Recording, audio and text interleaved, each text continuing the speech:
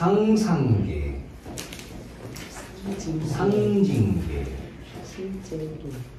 실제계가 있어요.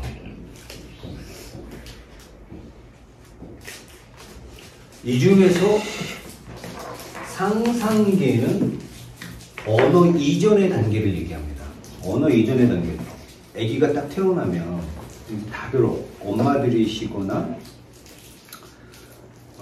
엄마가 아니셨던 분들 계신가? 하여튼 엄마들은 아기가 태어나면 일단 처음에 딱 아기가 태어났을 때 처음에 안아보잖아요. 처음에 안았을 때 그 엄마만의 느낌이 있을 거예요. 아빠들은 절대로 이해할 수 없는.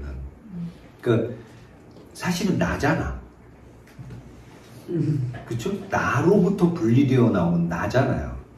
또 다른 나를 보는 그 느낌. 그런데 애기들도 똑같이 느낍니다. 애기들도 엄마를 딱 보면서, 애기는 엄마라는 글자가 없어요, 머릿속에. 문자가 없죠, 애기들은 아직. 근데 엄마가 제일 처음에 보여요. 그럼 엄마를, 그런 경험 많이 해보셨을 거예요. 애가 눈을 처음 떴을 때 엄마를 보는데 엄마를 빤히 봅니다. 시선 돌리지도 않고 그냥 빤히 봐요. 하염없이. 그 엄마들은 그때 굉장히 뭉클한 감정을 느낀다고 해요. 빤히 보는 게 왜 그러냐 하면 그게 난 줄 알고 보는 거예요. 엄마가. 엄마를 나라고 생각합니다. 이때 엄마가 대타자라고 불려요. 대타자. 여기서 대자가 대신할 대자가 아니라 큰 대자예요. 큰 타자예요. 큰 타자는 라캉이 얘기하는 대타자, 큰 타자는 어떤 거냐 하면 나예요. 남인데, 엄밀하게 얘기하면 남인데 남이라는 의식이 없어요. 그걸 대타자라고 불러요. 맨 처음 태어났을 때 아이에게 대타자는 엄마입니다. 니체식으로 얘기하면 신이에요. 아이가 처음 태어나자마자 느끼는 신, 대타자는, 이때 대타자는 뭘 의미하느냐면 주체라는 겁니다. 주체. 아기는 일단 언어가 없기 때문에 아직 생각을 못해요. 생각이라는 건 언어를 가지고 하는 거잖아요. 그죠? 생각은 못하는데 뭘 할 수 있느냐 하면 상상을 할 수가 있어요. 생각과 상상의 차이는 뭐냐면, 생각은 언어를 기반으로 하는 거예요. 여기에는 구조가 생겨요. 언어를 기반으로 하는 생각이라는 것. 그러니까 예를 들면 저기 엄마가 있구나, 여기 내가 있네, 내가 엄마를 바라보고 있구나, 이건 생각이에요. 근데 아기들은 그게 아니라 엄마라는 이미지가 그냥 박히는 거예요. 그래서 엄마라는 이미지가 너무 거대하게 박히고 절대 시선을 뗄 수 없는 응고된 시선으로만 봐야 되는 응시가 되는 거예요. 그래서 아이들이 빤히 보는 거예요. 응시하는 거예요.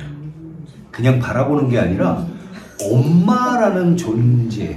여러분이 만약에 어느 날 신이 여러분 눈앞에 현현을 한다고 가정을 해봐요. 여러분은 그 신 앞에서 눈을 뜰 수가 있을까요? 눈을 뜰 수가 없어요. 조금 더 이해하기 쉽게 얘기할게요. 여러분 앞에 누가 제일 좋을까? 정우성이 딱 나타났어요. 이거 혜수 씨한테는 뭐 정우성 익숙한 이미지일 것 같은데. 차은우로 하래요. 누구? 차은우. 차은우가 누군지도 모르지만. 너무. 이게 세대 차이가. 제일 잘생긴 진짜 자기가 제일 좋아하는 남자 아이돌이 있는데 세계에서도 유명해요. 그래요. 차은우가 나타났다고 해요. 세상에 잘생기잖아. 이거 유튜브로 올리면 욕 바가지로 먹고.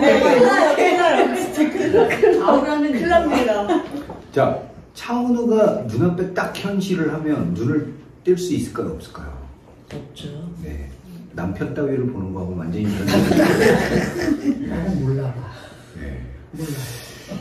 아니, 진짜 압도적으로 예쁜 사람들이 있어요. 제가 왜 정우성을 얘기를 했냐면, 정우성을 처음 보는 날, 아무 생각 없이 걸어가고 있는데 한 200m 앞에 뭔가 후광이 똑같았어요. 후광이 딱 있는데 이게 뭐지? 이게 뭐지? 남들보다 머리도 하나 크고 머리가 둥둥 떠가지고 이렇게 오는데 점점 다가오는데 압도적인 미모를 가진 남자가 오는 거야. 그 정우성이 없더라고. 우리는 어떤 압도적인 존재를 보게 되면 그 존재로부터 시선을 뗄 수가 없고 응시하게 돼요. 이 응시하는 대상은 그 순간 신적인 의미를 가지고 나의 전 존재를 끌어당깁니다. 시선이라는 건 그냥 보는 거예요. 근데 응시라는 건 나의 전 존재를 투사하는 행위입니다. 그래서 아이들에게 엄마는 대타자가 되고, 대타자라는 건 곧 주체, 즉 나와 동일시된다는 얘기예요. 마치 기독교인이 신을 영접하는 것과 같은 의미의 감동을 아이는 안게 된다는 거예요. 그래서 눈앞에서 엄마가 사라지는 충격은 아이들한테는 내가 사라지는 충격, 즉 죽음의 충격을 느껴요. 그래서 그 애기들을, 저는 서양식 교육법 중에 깐난 애기들 이렇게 따로 재우잖아요. 그거 너무 무식한 짓이에요. 너무너무 무식한 짓이에요. 그래서 예를 들어서 우리나라에도 연쇄살인범들이 있어요. 하지만 미국만큼 많을 수가 없어요. 원숭이를 가지고 옛날에 실험을 한 적이 있어요. 유명한 실험인데 어느 대학인지 잘 모르겠지만 철사 원숭이 엄마한테서는 젖이 나와요. 그 젖병을 이렇게 꽂아가지고 헝겊 원숭이 인형한테서는, 엄마한테서는 젖이 안 나와요. 그 새끼 원숭이들을 넣어놓으면 새끼 원숭이들이 굶어도 헝겊 원숭이한테 붙어 있어요. 살결에서 자기 촉감에서 닿는 그 부드러움을 훨씬 엄마라고 느끼는 거예요. 젖이 나오느냐, 이 생존의 문제가 아니에요. 얘네들한테는 절대적인 대타자가 필요한 거예요. 이 단계가 상상계의 단계입니다. 이 단계의 아이들은 언어로 사고할 수가 없기 때문에 이미지로 상상만 해요. 절대적인 사랑의 단계고, 그래서 엄마가 완벽하게 나를 대체하는 단계입니다. 그러다가 아이가 언어를 배우기 시작하는데, 그 전에 무슨 단계가 있냐면 거울 단계라는 게 이 사이에 딱 끼어 있어요. 거울 단계. 거울 단계는 어떤 단계냐? 아이가 거울을 보면서 최초로 엄마가 아닌 자기 모습을 대면하는 단계입니다. 아주 깐난하기 때문에 거울을 줘도 이해를 못해요. 그 거울 속에 있는 거는 엄마가 아니기 때문에 타자예요. 내 모습이어도 타자예요, 그냥.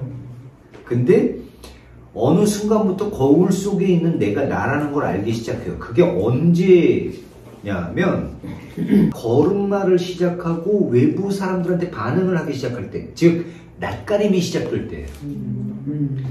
낯가림이 시작된다는 건 타자와 나를 구분하기 시작했다는 뜻이에요. 이때 엄마들이 제일 많이 해줘야 되는 게 뭐냐면 안아주는 것과 거울 보여주는 거예요.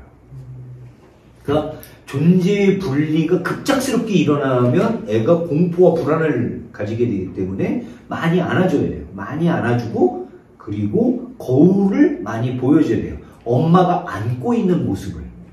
그래야지 아이는 거울 속에서 엄마와 나를 분리하기 시작하는 거예요. 그래서 내가 탄생하기 시작합니다. 이때부터 아이들은 언어를 받아들이기 시작해요. 낯가림이 시작되는 때부터. 그래서 낯가림이 시작될 때 거울 단계를 충분히 겪은 아이들은 굳건한 자아를 형성하게 됩니다. 굳건한 자아를 형성한 아이들은 낯가림을 끝내요. 자아가 형성되지 않은 아이들은 계속 낯가림이 계속됩니다. 그러니까 낯가림을 오래 하는 건 엄마가 많이 안아주지 않았거나 아는 모습을 거울로 많이 안 보여준 거예요. 근데 이런 거 교육해주는 사람이 없어. 맞아요. 요거 가르쳐줘야 된다, 엄마들한테. 자, 그런 다음에 이제 언어를 통해서 우리는 뭘로 들어가게 되느냐 하면 상징계로 진입을 합니다. 언어라는 건 기본적으로 뭐죠? 언어가 있으려면 규칙이 있어야 돼요. 요거는 과자라고 부른다. 요걸 과자라고 부른다는 게 규칙이죠. 과자는 먹는 거다 라는 것도 규칙이죠. 과자는 주어와 과자라는 주어와 는이라는 조사와 먹는이라는 동사와 것이라는 그 지시대명사가 붙어서 순서대로 배열이 됐을 때 이것을 먹는 것이라는 개념이 들어와요. 그죠? 이 어법 자체가 규칙이죠. 언어를 배운다라는 것은 규칙을 받아들이기 시작하는 겁니다. 규칙이 생성되는 거예요. 외부에서 생성되는 게 아니라 언어를 계속 받아들이면서 내면에서 그 규칙이 정렬을 하기 시작하는 겁니다. 이러면서 상상계를 벗어나서 상징계로 들어가게 돼요. 상징이라는 건 뭐냐면 상징은 영어로 심볼이죠. 그러니까 상징계로 들어간다는 것은 언어의 심볼 체계, 상징 체계를 받아들인다는 뜻이에요. 그 규칙, 배열의 규칙을 받아들인다는 거예요. 그리고 그 규칙을 받아들인다는 건 뭐냐 하면 아버지의 세계를 받아들이는 겁니다. 여기서 라칸의 개념에서 중요한 게 상상계는 어머니의 세계, 상징계는 아버지의 세계로 나뉘어요. 자, 이걸 알고 우리가 엘프리데 옐리네크의 피아노 치는 여자를 읽었으면 그때 훨씬 더 빨리 그 책이 이해가 됐을 거예요. 엘프리데 옐리네크가 그렇게 얘기를 했죠. 남성성의 언어로 여성 작가가 여성의 이야기를 소설로 쓴다라는 것은 테러일 수밖에 없다. 그게 무슨 말이에요?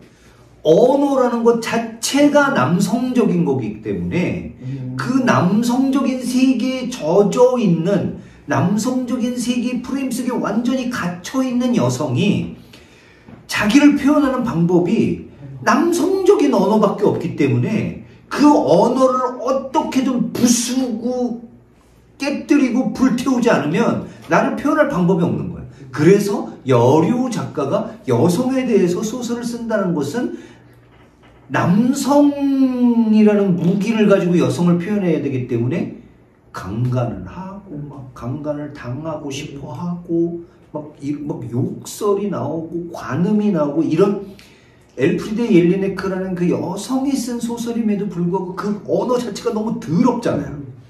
그렇게밖에 쓸 수가 없다라고 얘기를 한 거예요. 그게 뭐냐? 여성은 언어를 습득하는 순간 여성성이라는 자기 본래의 성질을 잃어버리는 겁니다. 그리고 남성성의 세계로 들어가 버리는 거예요. 우리는 엄마들이 왜 며느리를 구박하는지 이해를 못해요. 엄마들이, 시어머니들이 남성성의 세계 속에 갇혀있고 그 남성의 질서로 며느리를 보기 때문에 며느리가 용납이 안 되는 거예요. 이미 시어머니는 남성인 겁니다. 며느리를 대할 때 시어머니는 남성성 안에 들어가 있는 거예요. 상징계라고 하는 것은 우리가 상상하는 것보다 훨씬 더 인간을 남성성의 규율 속에 가둡니다. 이거 무시무시한 거죠. 신체적인 것도 그때는 여자가 남성성이 강해지더라고요. 시어머니가 됐을 때 시어머니 그런 참신한 해석도 아니, 남자는 여성성이 많아지고 여자는 우리는 예를 들어서 지금은 많이 사라졌지만 한강 작가가 만약에 한 10년이나 15년 전에 상을 받았으면 여류 작가라고 했을 거예요. 여류 작가라는 꼬리표를 떼기 시작한 지 우리나라 얼마 안 됐어요. 그러니까. 기억나시죠? 옛날에 다 여성 작가는 다 박경리 선생도 여류 작가였지 지금처럼 박경리 작가 이렇게 안 불렀어요. 여배우도 마찬가지죠. 배우라는 말을 안 하고 여배우라고. 그러면 남배우? 남자도 남배우라고 해야 될 거 아니에요. 이게 왜 그러느냐? 우리도 모르는 사이에 모든 규칙을 잠시만요. 모든 규칙을 남성적인 규칙 안에서 살고 있는데 그것이 너무나 내면화되기 때문에 언제부터? 거울 단계를 지나면서부터. 이건 무슨 얘기예요? 인간의 무의식 속에 상징계가 완전히 뿌리를 내린다는 뜻이에요. 그래서 우리는 아버지의 규칙을 기준으로 세상을 판단하는 겁니다. 그런데 이 규칙이 이 상징계로 들어가는 이 순간 이게 너무너무 강력해요. 너무너무 강력해서 어느 정도로 강력하냐 하면 공기랑 똑같아요. 우린 공기가 있다는 걸 모르죠. 근데 공기가 없으면 죽죠. 우린 상징계에 있다는 걸 우리가 몰라요. 아버지의 규칙 속에 살고 있다는 걸 몰라요. 근데 그 규칙이 사라지면 어떻게 돼요? 우린 죽어요. 만약에 상상계로 성장하는 사람이 별도로 있고 상징계로 성장하는 사람이 별도로 있어서 별도의 나라를 이루고 있다라고 한다면 그러면 아버지의 규칙이 사라져도 상상계 사람들은 살아남을 수 있어요. 근데 안타깝게도 상상계는 거울 단계가 지나면서 점점 죽어요. 그 흔적을 가지고 상징계 속에서 계속 분투하면서 살아가는 사람들이 극소수 있어요. 누구? 예술가. 예술가들은 그 흔적을 가지고 그 흔적에 매달리고 그 흔적을 끌어내려고 하고 어떻게든 상징계로 다시 가져오고 싶어하는 족속들인 거예요. 덜 자란 인간들인 거죠. 그런데 그 덜 자란 인간들이 어느 쪽으로 뚫고 들어갈 수 있느냐면 실제계로 또 뚫고 들어가요. 그럼 어떤 사람이 되느냐? 완벽성에 가까워지는 인간으로 갈 수가 있게 되는 거예요. 그러면 이 실제계라는 건 도대체 뭐지? 이 실제계는 도대체 뭐야? 자, 상상계와 실제계는 어느 정도는 공유점이 있지만 달라요.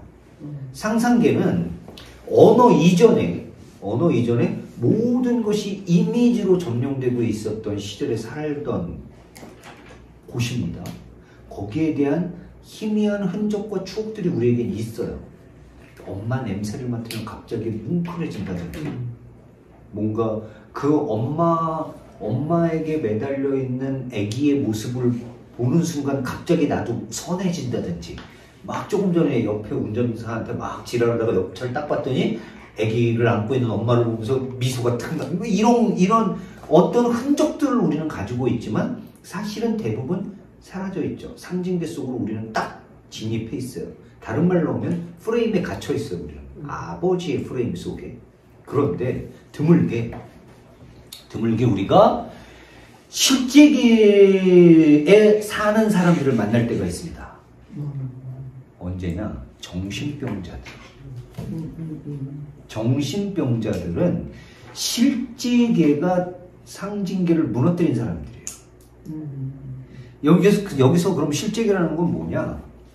언어적인 규칙, 아버지의 규칙, 사회적인 규칙, 우리가 알고 있는 모든 도덕, 이런 가치, 판단, 이런 모든 것들이 사라지고 남은 어떤 것이 실제계예요. 이런 것들이 사라지려면, 인간에게서 이런 것들을 사라지게 하려면 우리는 뭘 만나야 될까요? 정신적인 죽음을 만나야 돼요. 정신적인 죽음을 만난 사람들이 미치는 거예요. 그런데 자, 제가 이 책이 놀라운 책이라고 얘기를 했던 이유가 있어요. 저도 색깔로 표현을 해서 한번 해볼까요?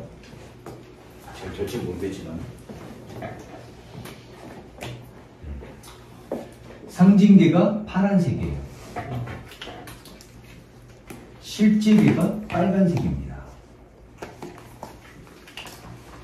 우리는 태어날 때 원래는 실제계를 살아요. 이 실제계를 살면서 엄마를 만났을 때 우리는 엄마를 통해서 이 실제계가 상상계라는 어떤 환각의 껍질로 살짝 덮이는 겁니다. 그러다가 아버지의 세계, 상징계를 만나요. 상징계를 딱 만났는데 문제는 가끔 여기에 구멍이 뚫려요. 실제기가 밀고 올라오는 순간들이 있습니다. 실제기가 밀고 올라오는 순간들. 이건 여러 가지로 나타날 수가 있어요. 예를 들면 도착증 환자들, 희한한 사람들이 많아요. 이게 나 진짜 여성분들 앞에서 뭔가 얘기를 하려면 되게 난감해지는 순간들이 있는데, 자, 미투 걸지 맙시다 우리. 네. 자, 예를 들어서 여성의 스타킹만 보면 미치는 남자들이 있어요. 그 스타킹 중에서 특히 검정색 스타킹에 환장하는 남자들, 이런 걸 도착증이라고 하죠. 어떤 특정한 것에 지나치게 매달리는 사람들, 성적인 도착증이 제일 많죠. 근데 이게 어떤 광적이다 싶을 만큼 실제기가 뚫고 올라왔는데 거기에 져버린 사람들은 이 도착증이 나중에는 정신병이 되는 거예요. 상징계에 사는 사람들은 대부분 뭐가 있느냐? 신경증이라는 게 있어요. 신경증은 뭐냐? 물건이 막 흐트러져 있는 걸 못 견디는 사람들. 예를 들어서 애를 학교를 보내야 되는데 얘가 학교를 가려면 6시 반에 일어나야 돼. 근데 얘가 6시 31분이 됐는데 안 일어나. 그러면 아이가 걱정돼서 깨우는 게 아니라 미쳐버리는 엄마들이 있어. 야, 이 새끼야! 이거부터 튀어나오는. 그게 뭐냐면 강박이에요, 강박. 그거는 아이를 위한 어떤 스케줄링을 내가 해주는 게 더 중요한 게 아니라 어떤 규칙을 정해놓는 게 깨지는 걸 못 견디는 게 더 중요한 거예요. 이건 강박이에요. 이런 강박은 신경증이라고 부르는데, 사실은 우리는 100% 신경증은 다 가지고 있어요. 정도의 차이는 있을지 몰라도. 그게 어디에서 어떻게 발현되는지는 사람마다 다 달라요. 도착증은 상당한 사람들이 가지고 있지만 그렇게 크게 드러나진 않아요. 왜냐하면 도착증은 되게 몰래 해결하거든요. 대부분 몰래 해결해요.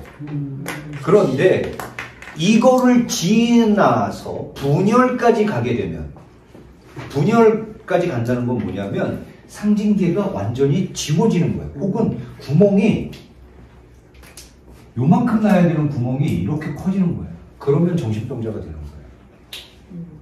라캉이 바라보는 인간의 정신의 구조예요.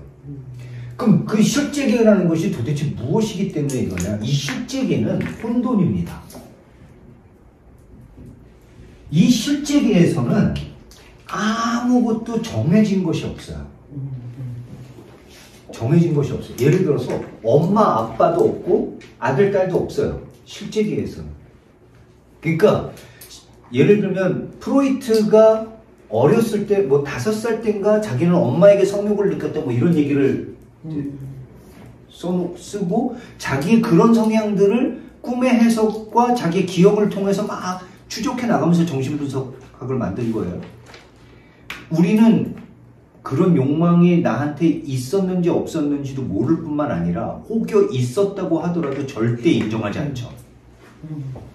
절대. 왜? 인정하는 순간 우리는 상징계에서 미끄러지는 거예요. 그러니까 실제계라고 하는 것은 엄마 아빠의 구분이 없는 혼돈의 상태이기 때문에 프로이트는 그걸 느낀 거고, 그걸 객관적으로 학자로서 서술하기 위해서 인정하고 들어간 거예요. 그러니까 정신병까지는 안 갔지만 혼돈의 세계를 엿본 거죠. 이 혼돈은 어떤 것이냐? 어마어마한 생명입니다. 이렇게 얘기를 할게요. 빅뱅이 여러분, 빅뱅이 어떻게 생겼는지 혹시 아시는 분 계세요? 어떤 순서로 빅뱅이 일어났는지. 빅뱅은 맨 처음에 광자가 태어납니다.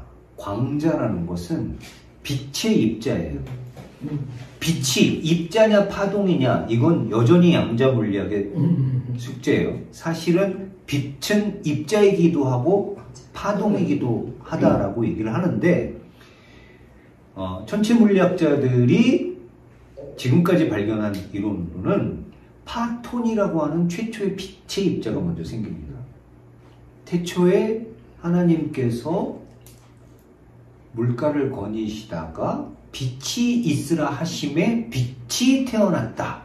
이게 구약성서의 맨 첫 번째 줄이에요. 빛이 먼저 태어납니다.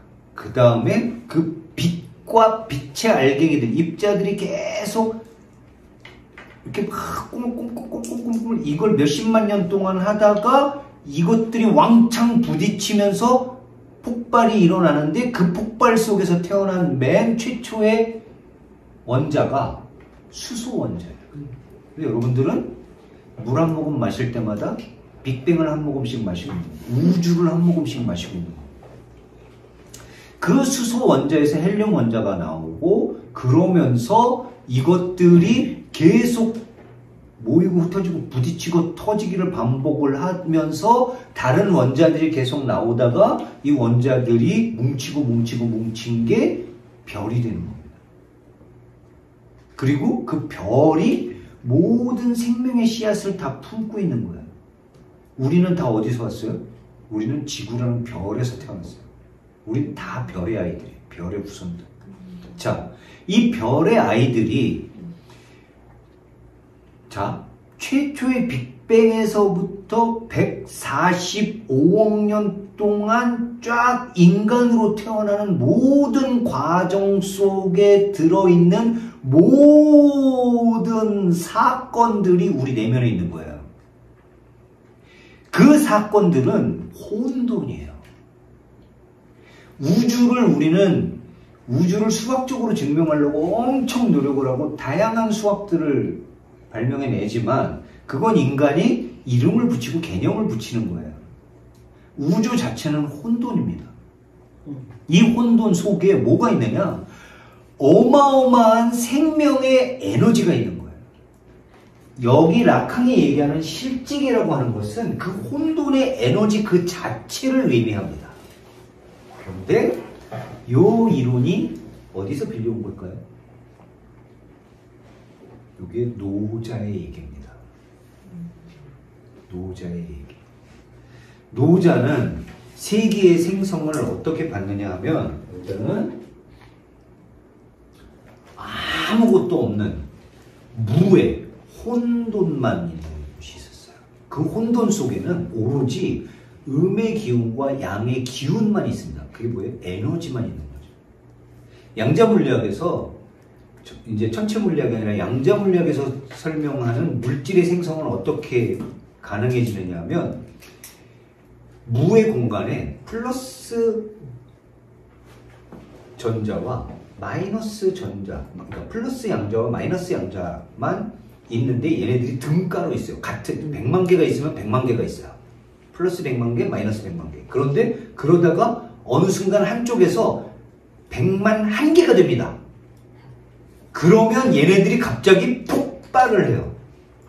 그러면서 에너지들이 그냥 둥둥둥 떠있던 애들이 뭉치고 흩어지고 폭발하면서 물질이 생겨나는, 이게 양자물리학에서 얘기하는 물질의 생성 원리예요. 그런데 노자가 그 고대 시절에 똑같은 얘기를 해요.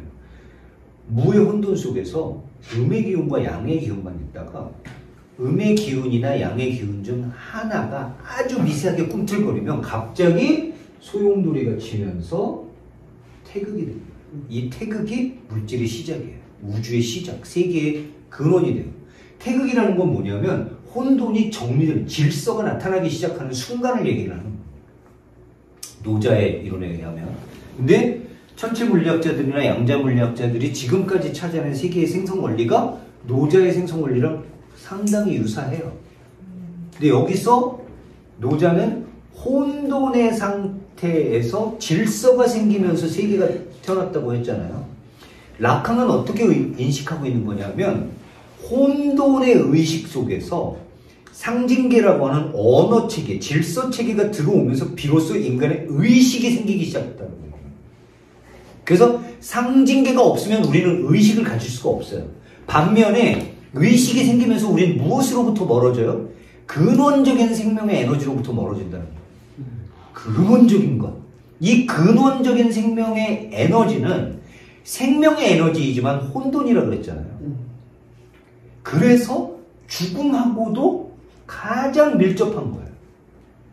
그래서 이 상징계에 구멍이 뚫린 사람들은 죽음에 대한 충동을 끊임없이 느낍니다.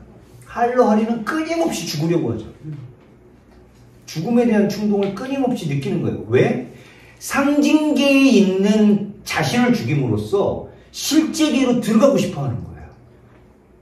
근데 그 실제계는 계속 쭉 읽어보시면 느끼시겠지만 그건 어느 땐 예술인 것 같기도 하고 어느 땐 막 무질서, 무정보, 폭력의 세상인 것 같기도 하고 어느 때는 막 엄청난 그 쾌락과 섹스의 도가니인 것 같기도 하고 근데 명확하게 그게 뭔지는 잘 모르겠어. 근데 뭔가 막 어지럽고 막 이런 것들이 있는 것 같은데 그게 뭘까?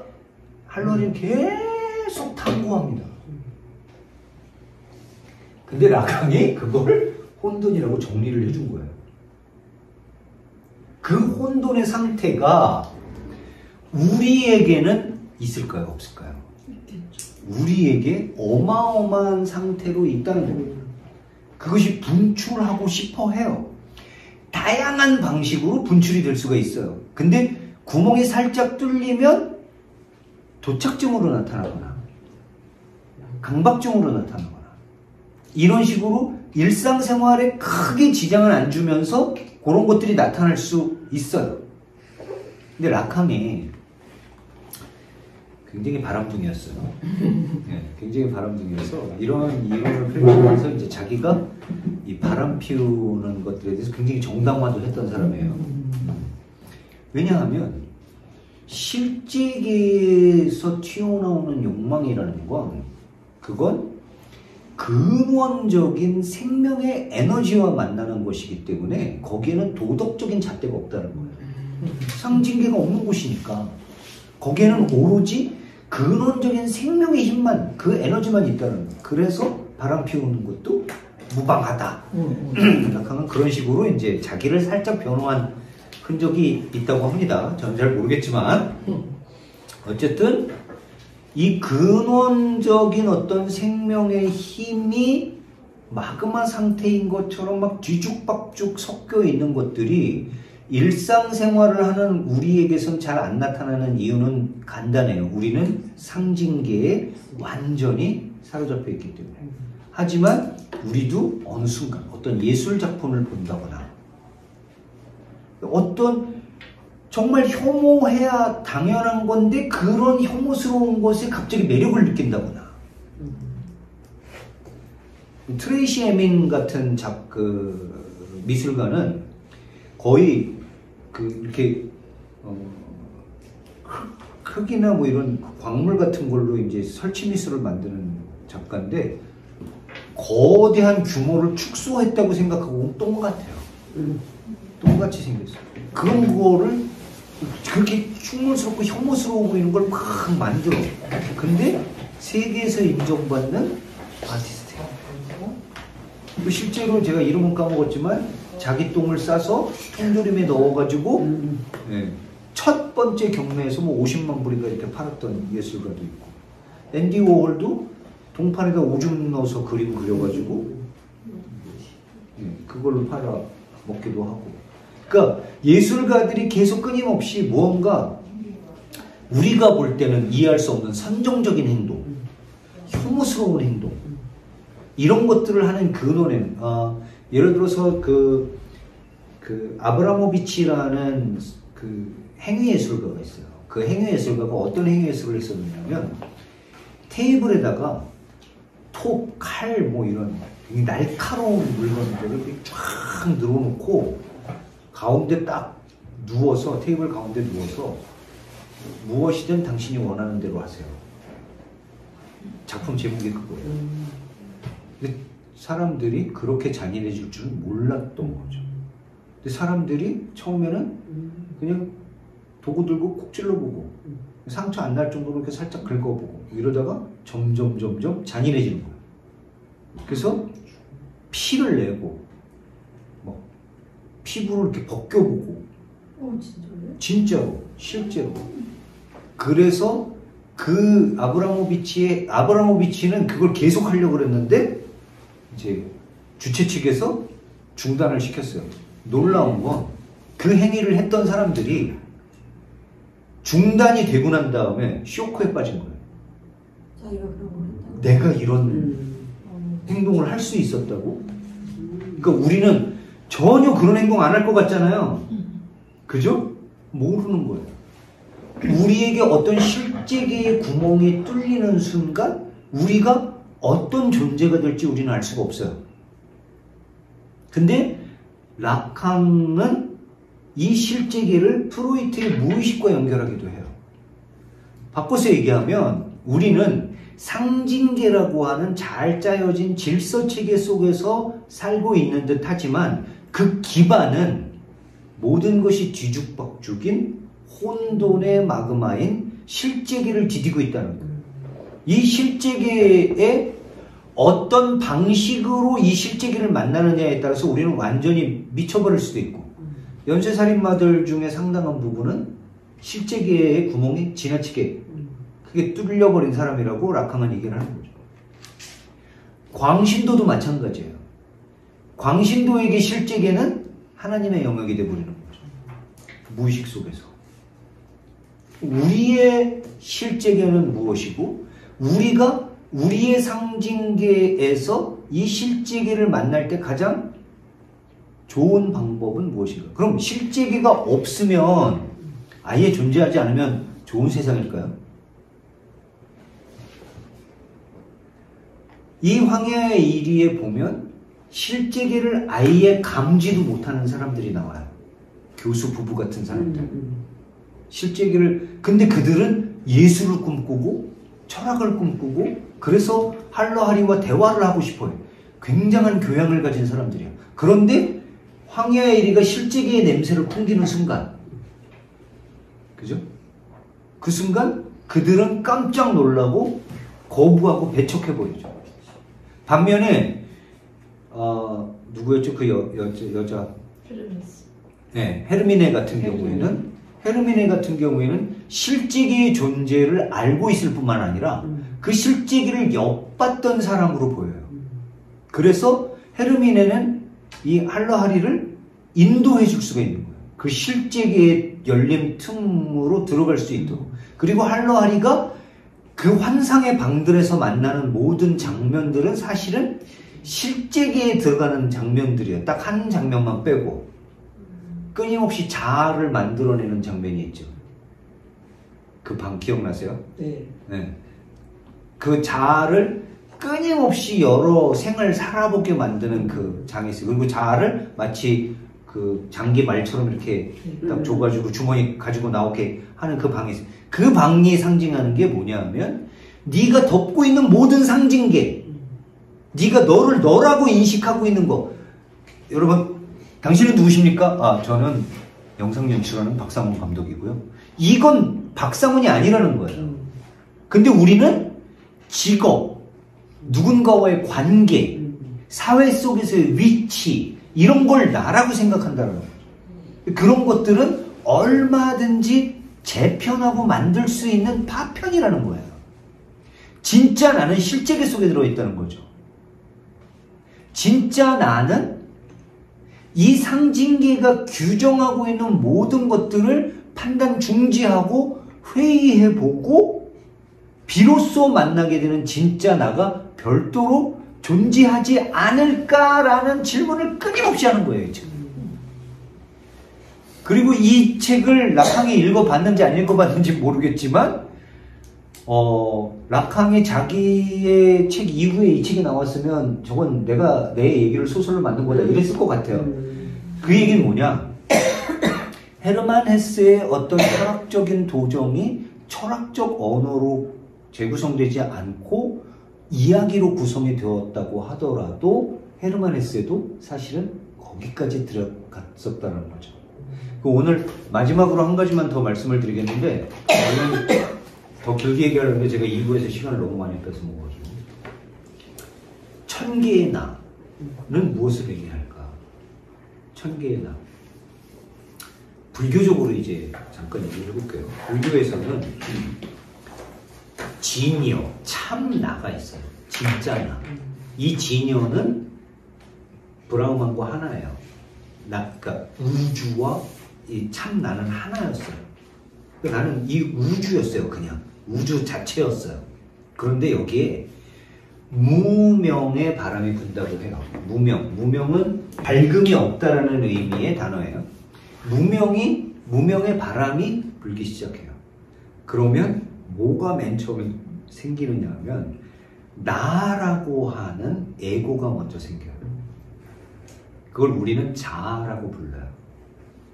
근데 나라고 하는 게 생기면 뭐가 생기느냐 하면 너와 분별이 생겨요.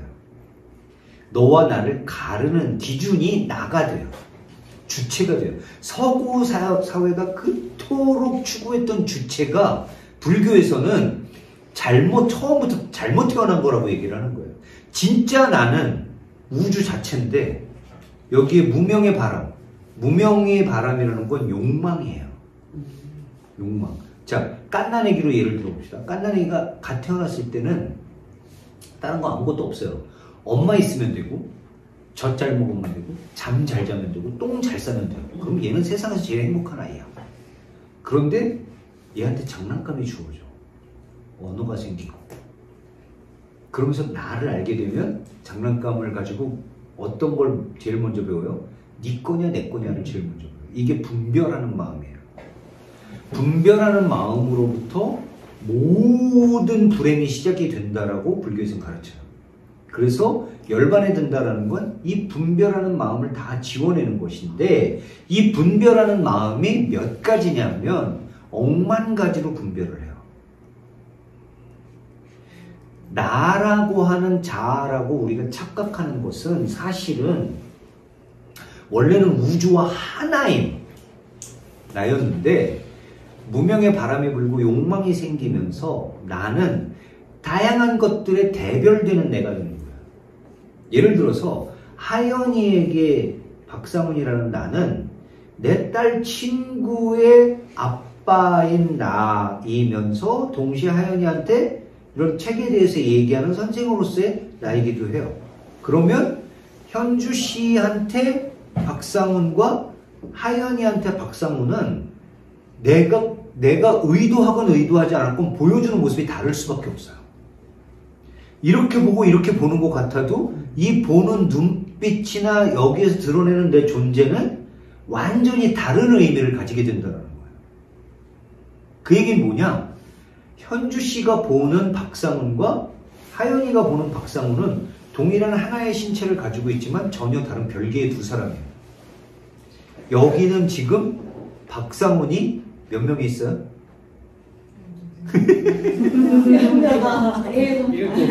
거기에 내가 나라고 의식하는 사람까지 8명이 있는 거예요. 우리가 100명을 만나면 100명이 있어요. 우리 핸드폰에 1000명이 깔려있으면 우리는 1000개에 나와 살고 있는 거예요. 잘 생각해 보세요. 엄마 아빠랑 살아. 근데 엄마를 대하는 내 모습과 아빠를 대하는 내 모습이 같았던 적이 있나요? 아니요. 단 한 번도 없을 거예요. 없을 거예요. 없어요. 없었던 것 같아요. 동생을 대하는 나와 오빠를 대하는 내가 같을까요? 그들이 볼 때 나는 같은 사람일까요? 아니에요. 박상훈이라는 한 사람을 어떤 사람은 왼수로 볼 수도 있어요. 어떤 사람은 되게 똑똑한 사람이라고 볼 수도 있고 어떤 사람은 뭐 희망이지만 되게 섹시하다 이럴 거 죄송합니다. 뭐 그럴 수도 있고 뭐 우리 집사람은 그래야 되지 않을까? 하여튼 그럴 거예요. 자, 우리는 우리가 관계 맺는 모든 사람으로 분화될 뿐 아니라 우리가 욕망하는 모든 대상으로 분화가 됩니다. 우리는 단수인 듯 보이지만 사실은 복수예요. 할로하리 속에는 수많은 인격들이 들어있는 거예요. 그건 할로하리만 그런 게 아니라 우리 모두가 그래요. 다만 우리는 자동적으로 그걸 편집하면서 살아요. 이건 현대 뇌 과학자들이 하는 얘기입니다. 우리는 이 사람한테 보여주는 모습과 저 사람한테 보여주는 모습, 저 사람에게 드러내는 존재 양식이 다 다름에도 불구하고 우리는 순간순간 스스로 그걸 뇌에서 보정하면서 그걸 하나의 자아로 통합시키면서 살려고 해요. 그게 상징계가 우리에게 씌워놓은 틀이에요. 근데 그게 안 되면요? 그게 안 되면 미치는 거죠. 그래서 맨날 막 혼란스러워요. 그게 이제 실직이라는 그 실제계를 엿보는 것일 수도 있고 실제계가 틈바구니에서 올라오는 것일 수도 있는데 상징계 안에서 그게 통합이 되지 않는다면 할러하리는 스스로를 그리고 헤르만 헤세는 스스로를 정신병자라고 생각을 했기 때문에 상담을 받았죠. 근데 우리는 그 혼란스러운 나를 가지고 무엇을 해볼 수 있을지를 나 스스로 생각해 볼 수 있어야 돼요. 그게 책 읽는 사람의 의무이자 권리예요. 거기에 그냥 휩쓸려 가가지고 나 이런 나도 있어. 요리 잘하는 나도 있고 살인 잘하는 나도 있어. 살인도 푹푹 해야지. 이거는 그냥 정신병자가 되는 거죠. 우리가 상징계라고 하는 것이 분명히 우리를 억압하는 우리의 자유로운 의지를 제어하고 억압하는 기제인 건 분명하지만 그렇다고 해서 상징계 자체가 우리 삶에서 완전히 의미가 없느냐? 아니에요. 상징계가 있어야만 우리는 사회생활을 영위하고 정상적이라고 소위 정상적이라고 얘기하는 삶을 이어갈 수가 있어요. 다만 똑같이 실제계의 존재에 대해서도 우리가 부정하면 안 된다는 거예요. 네. 제가 이 황야의 1위를 통해서 여러분께 드리고 싶었던 말씀이 어느 정도 닿으셨는지는 모르겠어요. 오늘 지금 몇 시예요? 지금 47분. 47분. 아직 조금 남아있었구나. 네. 지금 이 그 황야의 1위를 제가 처음 읽었을 때 저도 이제 좀 굉장히 죽음 충동을 느꼈었다 그랬잖아요. 그런 거는 그때는 저도 제 머릿속에 그게 언어로 정리되어 있지는 않았던 상태였던 것 같아요. 굉장히 막연하지만 굉장히 강렬한 어떤 무언가 그러니까 그때 제가 느꼈던 건 이런 거예요. 왜 학교를 가야 되지? 왜 공부를 해서 사회가 요구하는 어떤 뭐 직장이 됐건 뭐가 됐건 뭐 그런데 내가 왜 들어가야 되지? 왜 나는 뭔가 내가 원하는 삶을 살 수가 없는 거지? 내가 원하는 삶은 그럼 뭐지? 이런 생각을 계속 하다 보니까 너무 사는 게 이상한 거예요. 사람들이 살아간다는 게 너무 이상해 보였어요. 대학생 때요? 고등학생 때? 고등학생 때. 너무 근데 그건 저희 집사람도 똑같아요. 저희 집사람은 지금도 그래요. 이렇게 살아가는 모습들이 너무 이상하게 자기가 괴리된 것 같이 느껴질 때가 많다고 얘기를 해요. 저도 그런 것 같아요. 저도 그래요. 그 이상함이 계속 풀리질 않았었던 거예요. 황야일을 처음 읽었을 때. 그 제가 철학책에 계속 관심을 가지고 했던 것도 그런 어떤 괴리감, 공허함, 이상한 어떤 나만 혼자 다른 세계에 있는 것 같은 그런 이상한 느낌, 이런 것들이 왜 원인이 뭘까에 대해서 계속 궁금해하다 보니까 이런 책들을 이제 많이 접하게 된 거죠. 근데 전 요즘 그런 생각을 해요. 이 독서 클럽을 하면서 제가 그 전에 명료하게 알고 있다고 생각했던 것들이 사실은 명료하지 않았다라는 것도 새삼 발견을 해요. 그러니까 계속 저도 지금 무언가 버전업하고 있는 것 같아요. 어떤 사고체계라든지 그런 것들이. 그래서 여러분들이 여러분들께 저는 데미안은 정말 뭐 몇 번 읽었는지 기억도 안 날 정도로 엄청 많이 읽었고요. 이 황야의 일도 굉장히 많이 읽었었던 책인데 최근에는 헤세 그 데미안에 대해서는 이제 제가 너무 어떤 선과 악 이렇게 이분법적으로 생각하는 그런 것들이 이제 좀 어느 순간 지겨워져서 언제부턴가 안 읽게 됐는데 황야의 일위는 읽을 때마다 뭔가 다른 의미가 와요. 다른 의미가 오고, 제가 이제 파블로 얘기나 뭐 헤르미네 얘기나 이렇게 마리아 얘기나 하고 싶은 얘기들이 더 많은데 이제 다 못했지만 읽을 때마다 뭔가 그런 다른 맛을 느낀다라는 건 분명히 있는 것 같고, 제가 얘기하는 게 항상 말씀드리지만 정답은 아니에요. 저는 여러 가지 해석의 여지 중에 제가 발견한 걸 말씀드릴 뿐이에요. 여러분들이 느끼신 모든 것들이 다 정답이면서 동시에 다 정답이 아니에요. 그러니까 책에 대해서는 늘 제가 계속 말씀드리죠. 책은 답을 얻기 위해서 읽는 것이 아니라 질문을 얻기 위해서 읽는 거예요. 어떤 질문을 하면서 살 것인가. 저는 이 황야의 1위가 우리에게 굉장히 훌륭한 질문들을 여러 방향으로 많이 품고 있는 책이라고 생각을 해요. 그래서 여러분들이 앞으로도 조금 뭔가 힘들거나 내가 어떤 실직에 노출됐다는 어떤 당혹감을 느끼실 때 황야의 1위를 한번 또 읽어보시면 또 다른 맛이 느껴지시지 않을까 라고 생각을 합니다. 선생님한테 황야의 1위는 지금 어떤 질문을 제기하고 있어요? 아, 저한테 황야의 1위는 지금 박사님. 저는 제가 이제 이 제 해석이 맞는지 틀린지 모른다 그랬잖아요. 저는 라캉 이것도 우연인데 이런 우연이 독서를 하다 보면 많이 일어나요. 내가 예를 들어서 돈이 없어가지고 막 고민 중인데 책을 읽다가 갑자기 답을 내가 무슨 제안을 해야 되는데 아이디어가 없어 고민인데 엉뚱한 책에서 아이디어가 나올 때가 있잖아요. 저도 황야의 1위를 읽으면서 무언가 풀리지 않았던 어떤 답답함을 느끼다가, 그런데 이 책을 병행해서 읽고 있는데 얘가 자꾸 유혹을 하는 거예요. 요렇게 봐봐, 요렇게 봐봐. 근데 지금 이제 저에게 주어지는 질문은 이런 거죠. 그러면 황야의 1위는 과연 실제계로 돌아가야 맞는 건가? 그리고 그 실제계를 어느 정도 용납해야 맞는 건가? 나는 나의 실제계는 어떤 모습일까? 그리고 나는 진짜로 살아오면서 내가 진짜로 그 실제계를 실제로 만난 적이 있었을까? 만난 적이 있었던 그게 언제고 어떤 순간이었지? 그리고 앞으로 만나야 된다면 나는 어떤 실제계의 틈을 보고 싶을까? 나는 사실 근본적인 질문인데요. 박상훈은 예술을 할 수 있을까 없을까요?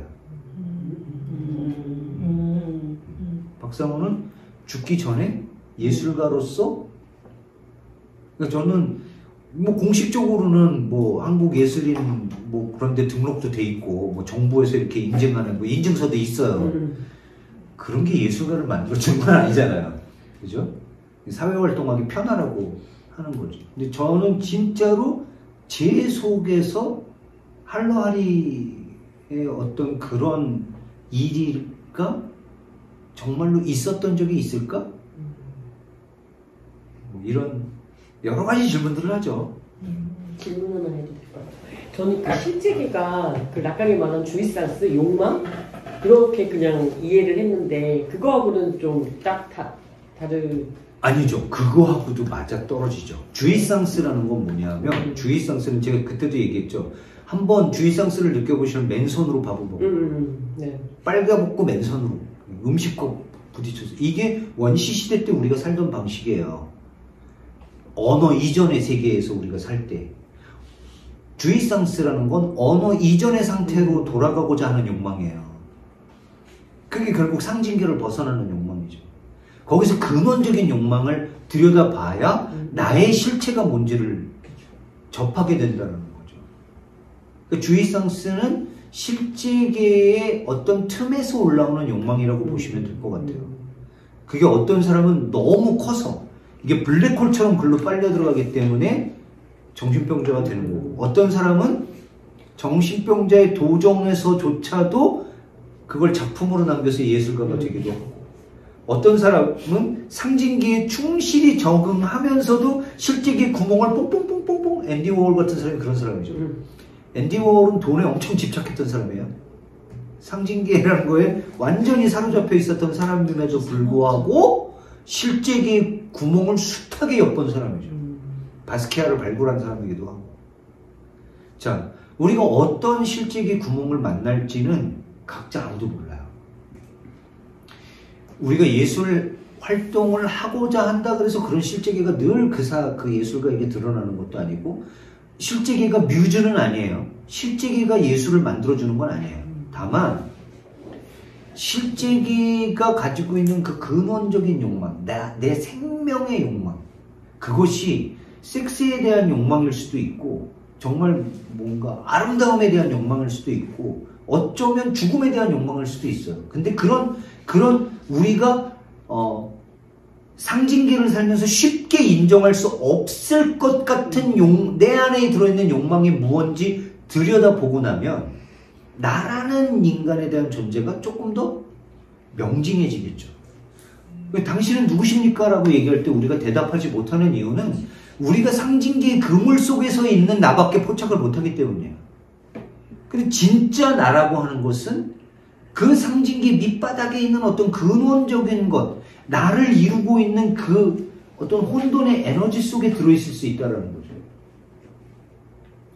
그렇다고 상징계 지워버리는 게 옳은 거다? 그건 절대로 아니에요. 우리는 바디오, 알랭 바디오 같은 경우에는 예술을 하는 과정이 상징계에 있다가 실제계로 들어갔다가 다시 상징계로 환원하는 과정에서 진정한 예술이 드러난다, 이렇게 얘기하기도 해요. 그런 얘기는 이제 또 다른 책에서 좀 더 다루기로 하고, 오늘도 즐거우셨길 바랍니다. 감사합니다.